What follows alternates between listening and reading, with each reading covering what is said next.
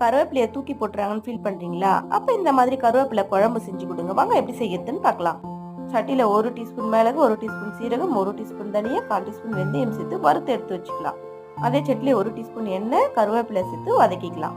சட்டியில தாராளமா நல்லெண்ணெய் சேர்த்து கடுகு, சீரகம், பெருங்காயம் சேர்த்துட்டு முழு பூண்டு 1 கைப்பிடி அளவு சேர்த்துக்கலாம். சின்ன வெங்காயம் 2 கைப்பிடி அளவு சேர்த்து கலக்கிட்டு வெங்காயம் வதங்கினதும் தக்காளியை அரைச்சி சேர்த்து கலந்துக்கலாம். பச்சை வாசனை போனதும் 1/4 டீஸ்பூன் மஞ்சள்தூள், 1 டீஸ்பூன் மிளகாத்தூள், 1 டீஸ்பூன் தனியாத்தூள், 1 டீஸ்பூன் உப்பு சேர்த்து கலந்துட்டு சின்ன நெல்லிக்காய் சைஸ் புளி கரைச்சி சேர்த்துக்கலாம். இதனுடைய தண்ணி கொஞ்சமா சேர்த்து நல்லா கொதிக்க வச்சுக்கலாம். நல்லா கொதிச்சதும் வறுத்தரைச்ச மசாலாவை சேர்த்து கலந்துட்டு கருவேப்பிலையை விழுத அரைச்சி சேர்த்து கலக்கிக்கலாம். 2 நிமிஷம் மூடி போட்டு கொதிக்க வச்சு எண்ணெய் பிரிஞ்சு வந்ததும் அடுப்பு ஆஃப் பண்ணிக்கலாம். அவ்வளவுதாங்க, டேஸ்டியான கருவேப்பிலை குழம்பு ரெடி. இந்த மாதிரி கருவேப்பிலை குழம்பு செஞ்சு கொடுத்து பாருங்க.